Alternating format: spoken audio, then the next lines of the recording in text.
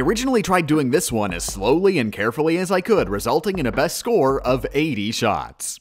80? Thankfully, Twitch viewers Way Speedruns pointed out how much of a pathetic failure I am since the speedrun route only uses about 60. And of course, there's still shave potential there from slowing things down. The blaster's explosion radius is far larger than you might think, especially since your goal is normally to minimize collateral damage, not cause it. Properly planned and aimed shots with maximum collateral damage can even take out 8 boxes at once. After shamelessly plagiarizing the speedrun route and making some slight modifications, my current best score is an impressive 56 shots.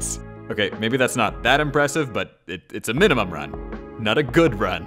J04 Footloose Station. Yet another station I was dreading considering how much time it took me to beat casually, but I found out it's actually super easy using curling bombs only. I guess if anybody's having trouble clearing this one casually, try a challenge run. And with that, we've completed all 80 tests. But we can't count up shots just yet. Did you really think 80 out of 80 levels was enough? We've still got 8 more levels of agony and death until we reach the promised land. Finale 01, Coccyx Phase. An easy dev-intended no-shot with no weapons available whatsoever. Finale 02, Villy Phase. Here we're expected to grab our bombs followed by our gun, but as any GDQ viewers already know, the gun is completely optional. With proper placement and a bit of luck, a random ink splotch from a bomb on the upper wall will hit the switch you're normally supposed to shoot, letting you complete the phase without even touching a gun. Also, just as a reminder, if you partially ink the switch, the pause glitch found by Zelda Head is still functional and can be used to trigger switches that aren't quite all the way inked. Finale 03, Belly Phase. Great way to start a level.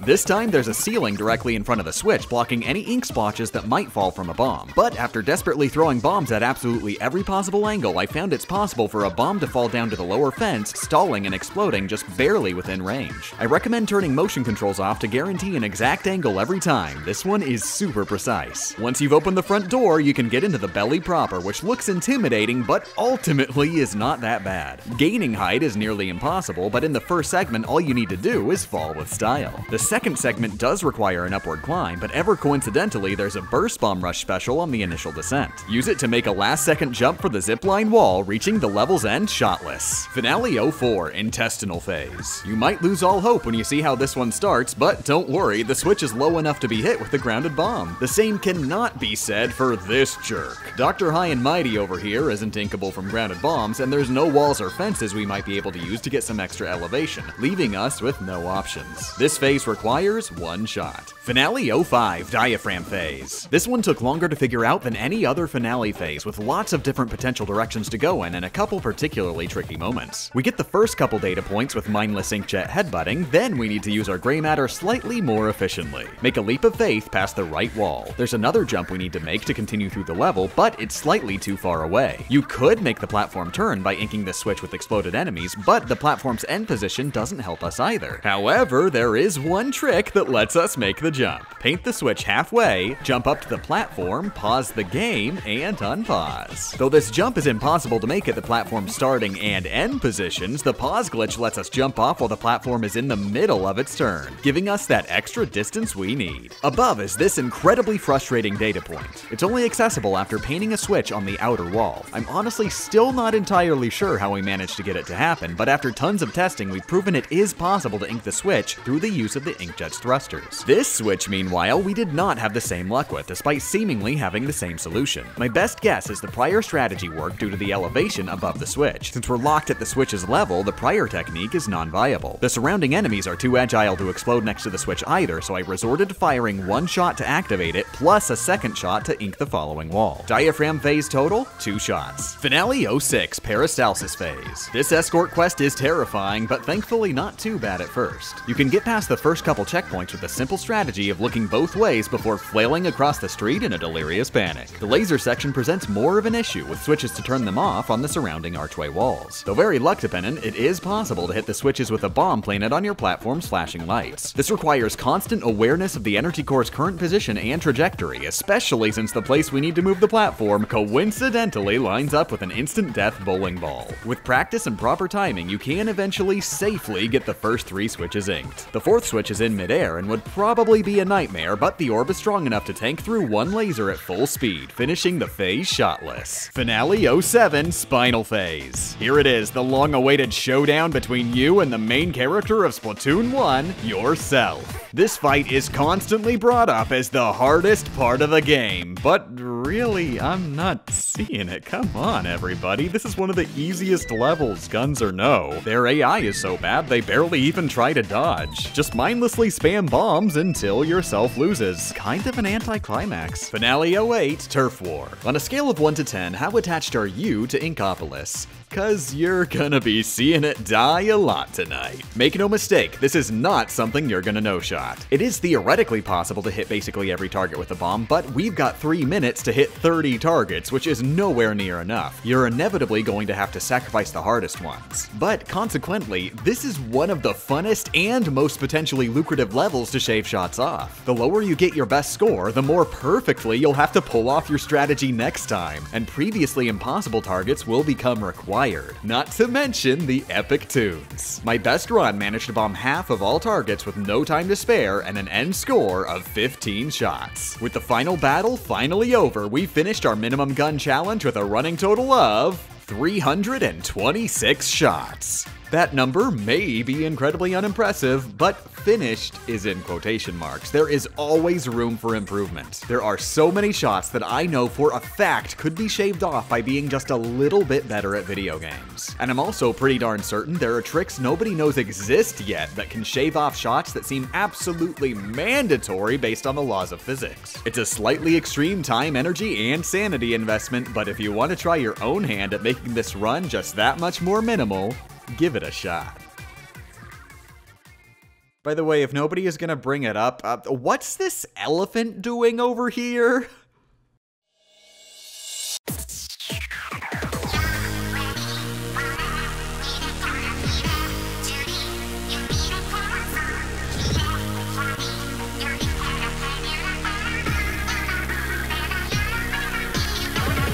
Make no mistake, Inner Agent 3 is one of the hardest gunless challenges Splatoon has to offer. Think about it, this is the same kid who managed to beat DJ Octavio bombs only, and now they've got all that raw gaming skill without any mechanical limitations. On top of that, Agent 3's defense is buff enough to survive a point-blank bomb explosion, and unlike all other bosses, they have regenerating health, meaning you can only advance phases by point-blanking this ludicrously agile target with 2 bombs in rapid succession. And they are absolutely relentless, constantly firing at you, covering your escape route, sending auto bombs after you, and every few seconds activating extremely deadly specials, 1 for each of their 5 phases. Nevertheless, over the last week, I've been giving it my best. I generally recommend staying around the glass box in the corner. Jumping around it is the easiest way to keep yourself safe. And if you can lure Agent 3 in there, they're a lot more likely to fail a bomb dodge. You can also abuse certain special attacks to get guaranteed hits. Agent 3 is always vulnerable immediately after landing the inkjet, and bombs will explode instantaneously on Phase 2's bubbles. I can fairly consistently-ish make it to Phase 3, where everything falls apart. The auto bomb rush forces us into defense mode. If you're not focused on constantly running away, there's an extremely high risk the auto bombs will catch up to you. Plus, unlike Phase 1 and 2, the auto bomb rush doesn't open any new offensive opportunities. Agent 3 still has full movement potential and can still fire their gun. Sorry if you're expecting me to say some ludicrous off-the-wall flippy trick now. I have never gotten past Phase 3. If we were hypothetically to get past it, we can at least be satisfied in knowing Phase 4 is a freebie since the devs intend on you using bombs anyway. All that would be left is Phase 5. That splashdown rush is ludicrously atomically powerful, necessitating perfect timing swimming around the glass block to have any hope of survival. I feel like the only reliable strategy would be to immediately go all out the moment the first splashdown rush ends to finish the battle before the next cycle, because by that point there will be too little of your own ink to dodge in.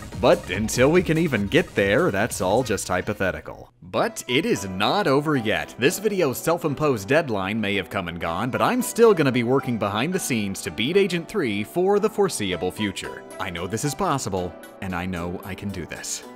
Oh, by the way, you want a number. YouTube likes numbers. Okay.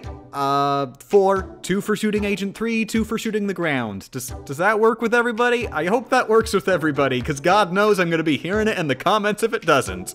Final score for the Octo Expansion minimum gun run is 330. And once again, thank you to everybody in the Twitch chat for throwing ideas in my face during this long and painful run. Without you, it would have been a slightly more embarrassing failure. And finally, special thanks to all Patreon backers, including Andrew Seibert, Mrs. Ekman, Quotes Terrible, Bedside Manor, Leslam, RB Drox, All in Zero, Mr. Harry Wonka, Alexander Botkin, Chris Nate, Onuik, Rira, Jez, Chosen Muffin, Zaina Bane, BCR Main Sound, Vincent Hall, The Bass Singer, Vincent YT, Yellow Alert, Game Guy Rusty, Anon42, Suit, Alex Nelson, Pepsi Man EXE, I'm Justin, The Quacky Gamer, Chocolate Boy 97, Bainbridge, Kazoy, Melmos, Luminescent Dragon, Jason Ildis, Vaxoid, Liddy Kitty, Z Master, Shoebox, Jace Harsh, Endless Happy, Soren Petrigan, Daniel, JP, Praetor, Zavi G, Isaac, Mikey Parker, William Cord, Faith, Kevin Thompson, Lane, Robert Leishman, and Rory Kelly. Okay, we are done. I am going to do something easy next time, if that's okay, maybe. Just maybe start a show about playing video games instead of being bad at them. Isn't that an idea? Alright, video sucks. Tell me about it. My house, get out of it, Finn.